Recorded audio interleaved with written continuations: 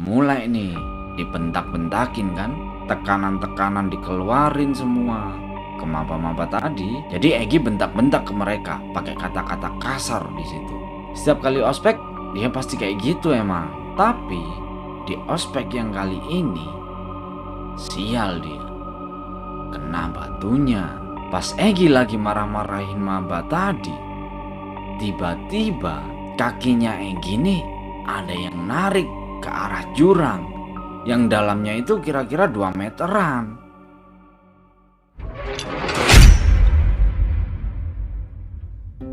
Halo teman-teman, di video kali ini akan menceritakan pengalamannya Egi sewaktu dia jadi panitia ospek di sebuah tempat yang ada di kaki Gunung Manglayang. Awalnya si Egi ini dikasih tahu tuh buat jaga omongan sama temennya, tapi dia nggak mau denger. Akhirnya dia mengalami tuh kejadian mistis ketika dia sedang ada di hutan untuk memimpin para maba-maba yang lagi ospek waktu itu. Buat teman-teman yang ingin berbagi cerita maupun pengalaman horornya, bisa kirim ke email jalanmalamofficial@gmail.com dengan format audio maupun tulisan.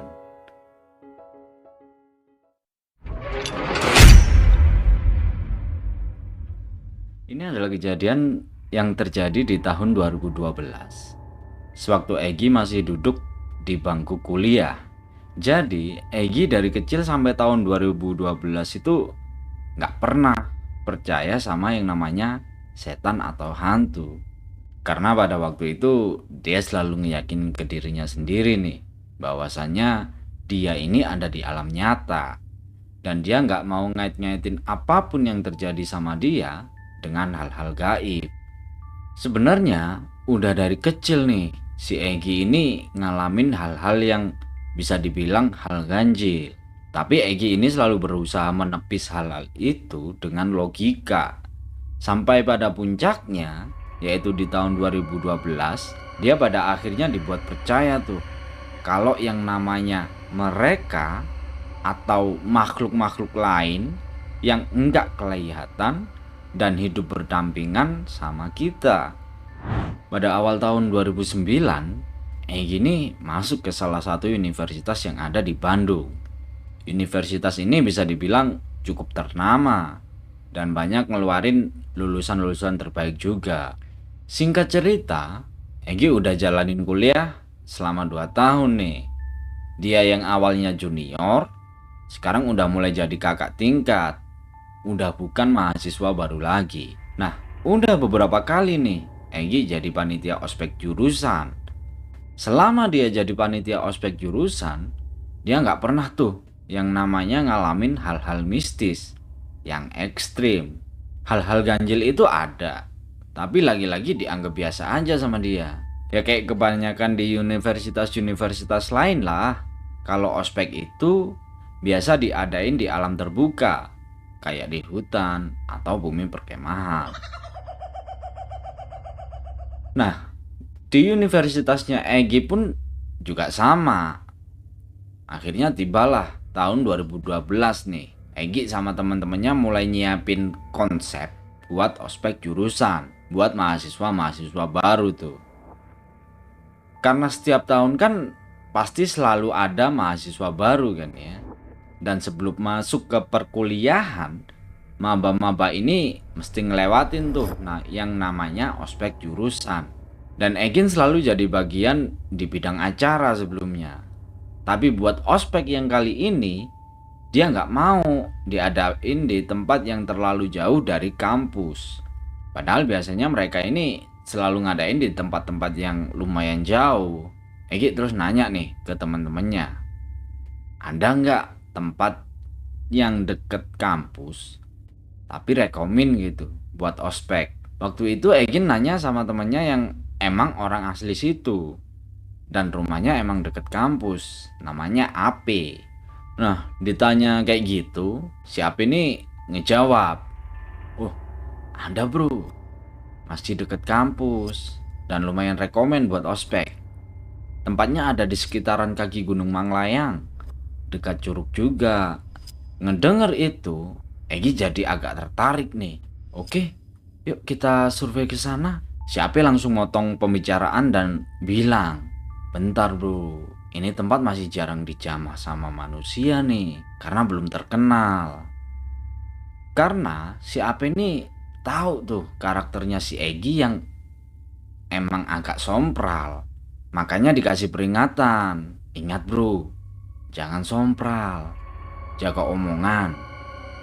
Pokoknya jangan sembarangan deh di tempat itu. Jaga perilaku kamu. Soalnya kata si Ape ini banyak gitu kejadian orang yang habis dari tempat itu diikutin sama penunggu di sana. Ngedenger peringatan kayak gitu, Egin cuma iya-iya aja waktu itu. Biar cepet gitulah, dan biar di ACC juga.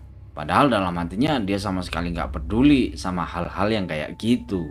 Setelah mereka selesai diskusi tentang di mana lokasi ospek bakal diadain, mulai tuh mereka survei ke sana. Setelah survei ke tempat, ternyata cukup oke buat dijadiin tempat ospek. Dan fix tuh kalau mereka bakalan pakai tempat itu buat ospek. Setelah itu mereka langsung nyiapin segala sesuatunya buat acara itu. Dan singkat cerita, 2 minggu kemudian gitu ya, tibalah hari dimana kegiatan itu bakal diselenggarain. Di perjalanan menuju ke tempat ospek itu lancar-lancar aja, nggak ada kendala sama sekali. Dan kegiatan ini bakal diadain selama 3 hari 2 malam. Setibanya di lokasi, mereka pun langsung mulai acara tersebut dengan materi-materi yang ringan. Maklum, baru hari pertama.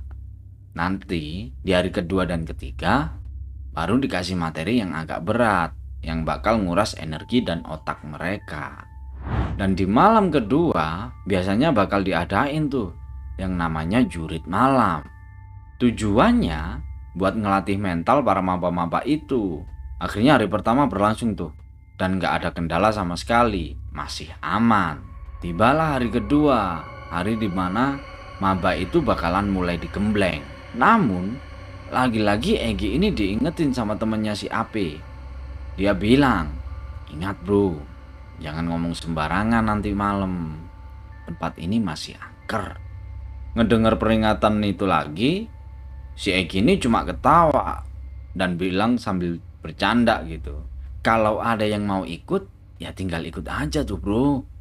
Syaratnya ya mesti bayar ongkos. Hehehe. Kamu tuh kebiasaan kalau dibilangin.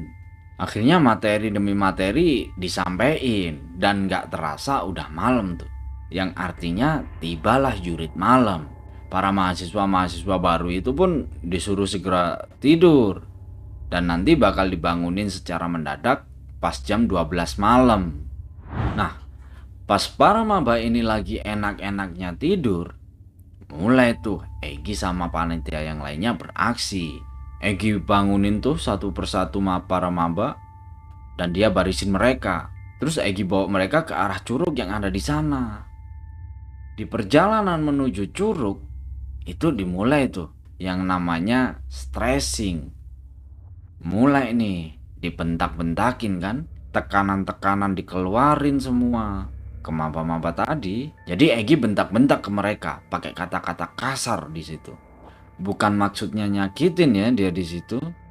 Cuman dalam rangka itu kayak cara melatih mental si maba-maba ini. Setiap kali ospek dia pasti kayak gitu emang.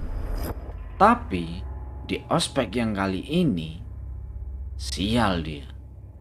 Kena batunya. Pas Egi lagi marah-marahin maba tadi, tiba-tiba kakinya Egi nih ada yang narik ke arah jurang yang dalamnya itu kira-kira 2 meteran. Pas dia lagi ngomong kata-kata kasar kayak tadi, seketika itu juga dia hilang, ketarik masuk ke dalam jurang tuh. Dan suasana tiba-tiba jadi mencekam dong. Para maba yang tadi dibentak-bentak sekarang malah nolongin dia buat keluar dari jurang. Maba-maba itu terus nanya kan, "Kak, nggak kenapa-napa kan?" Egi di situ kan sebagai panitia ospek nih, apalagi udah ngebentak-bentak tadi kan. Nggak mungkin dong kelihatan kesakitan. Jadi dia pura-pura tegar aja dan bilang, nggak apa-apa, belaga nggak kesakitan. Padahal sebenarnya dia itu benar-benar ngerasain sakit tuh. Karena pinggangnya itu kebentur batu yang lumayan gede pas jatuh ke jurang tadi. Setelah itu panitia yang lain pun langsung ngebawa Egi balik ke tempat awal, ke ruangan medis, buat diobatin dan istirahat. Di ruangan medis itu, Egi tinggal berdua tuh sama temennya. Nah, di situ dia mikir kalau tadi pas dia ditarik masuk ke dalam jurang, dia ini bener-bener ngerasain genggaman tangan tuh. Dan dia mulai kepikiran lagi sama peringatannya si Api tadi. Apa jangan-jangan dia ditarik masuk ke jurang ini gara-gara dia sompral? Tapi lagi-lagi dia coba buat menepis pikiran kayak gitu dan berusaha tetap positive thinking. Karena si Egi ini kesakitan akibat insiden itu dan gak mungkin buat dia ngelanjutin acara dengan kondisi yang kayak gitu. Akhirnya dia pun diantar pulang sama teman-temannya. Dan di sini akhirnya terkuak tuh sebuah kenyataan yang cukup bikin merinding. Setelah dari kegiatan ospek dan insiden itu, Egi ini ngerasa kalau ada yang aneh sama salah satu bagian tubuhnya, tepatnya di paha sebelah kiri. Dia ngerasa kalau paha sebelah kirinya itu jadi tebel gitu, kayak mati rasa gitulah. Jadi kalau dia ketok-ketok nih paha sebelah kiri, terus dia garuk-garuk gitu, nggak berasa apa-apa. Dan juga kerasa berat tuh kaki jadinya. Tapi dia ngerasain sakit di pahanya itu cuma berasa tebel aja gitu dan berat. Selain itu, hampir tiap hari dia ini selalu diimpiin tuh pas tidur. Dan di mimpinya itu seakan-akan dia ini lagi ada di dalam hutan dan lagi dikejar-kejar sama sosok wanita yang gak cantik dan serem banget emang. Mimpi itu terus muncul tuh sampai kira-kira semingguan. Dia mulai gelisah. Terus kepikiran kan sama omongannya si Api. Apa bener Egi jadi kayak gitu karena dia sompral di sana? Karena bingung dan penasaran gitu ya, dia pun akhirnya mutusin buat pergi ke seseorang yang ngerti gitulah sama hal-hal kayak gitu. Dan ternyata emang bener.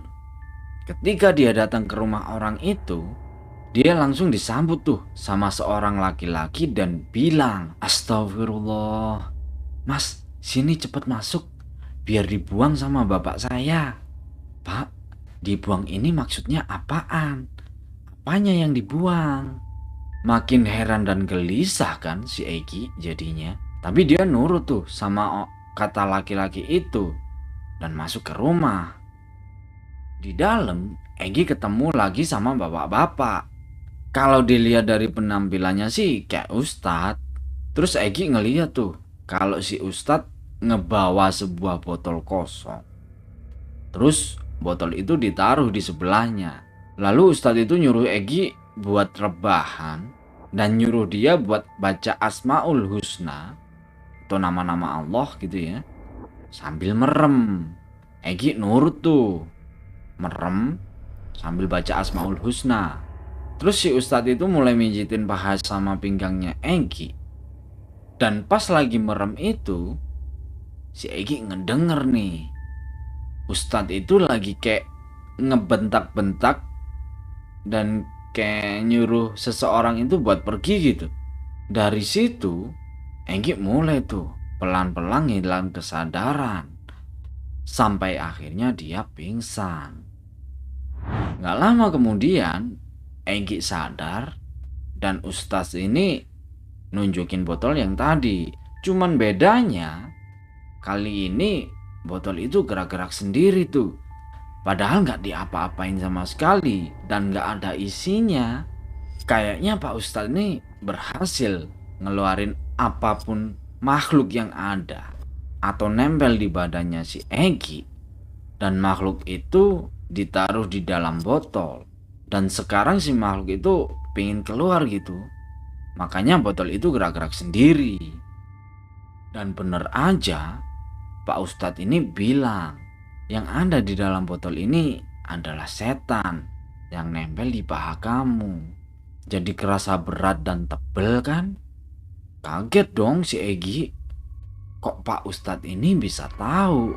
Pak Ustadz ini bilang lagi, kalau makhluk itu lagi berusaha buat nguasain tubuhnya Egi. Dan kalau makhluk itu sampai berhasil nempel ke pundaknya, kelar udah. Gak tahu apalagi yang bakalan terjadi. Beliau sih nggak jelasin kayak apa makhluk itu atau gimana. Dan si Egi sendiri juga nggak mau nanya lebih lanjut. Beliau juga bilang tuh, kalau ini makhluk ngikut karena kesompralannya si Egi sewaktu kegiatan itu. Jadi bener kan apa katanya si Ape waktu itu? Dan dari sini akhirnya Egi jadi percaya tuh sama keberadaannya mereka. Udah segitu ya teman-teman, cerita dari pengalamannya si Egi waktu dia diikutin sama makhluk yang berasal dari suatu tempat yang ada di kaki Gunung Manglayang karena kesompralannya dia sewaktu ada di sana. Buat teman-teman yang ingin berbagi cerita maupun pengalaman horornya, bisa kirim ke email jalanmalamofficial@gmail.com dengan format audio maupun tulisan. Oke, segitu teman-teman ya. Terima kasih semuanya. Terima kasih buat para subscriber. Terima kasih yang udah nge-like, udah nyempetin komen, dan udah nge-share ke yang lainnya. Terima kasih banyak semuanya. Semoga siapapun itu yang sekarang lagi sakit, semoga lekas diberikan kesembuhan. Dan siapapun itu, semoga kita selalu mendapatkan kemudahan dalam hal apapun gitu ya, termasuk kemudahan dalam hal rezeki. Amin amin ya robbal alamin. Dan semoga kita selalu mendapatkan kemudahan untuk mencapai apa yang kita harapkan selama ini. Gitu ya teman-teman. Terima kasih semuanya. Wassalamualaikum warahmatullahi wabarakatuh.